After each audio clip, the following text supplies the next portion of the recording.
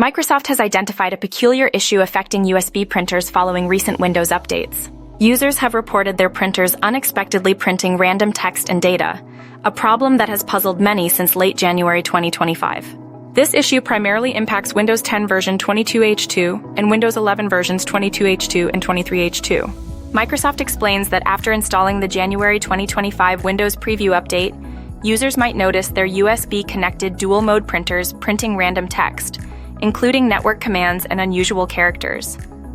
The problem arises when the printer is turned on or reconnected, often triggered by the print spooler sending Internet Printing Protocol, or IPP, messages to the printer. The issue is not present in the latest Windows 11 24H2 update, providing some relief to users. Fortunately, Microsoft has addressed these printing issues through Known Issue Rollback, or KIR.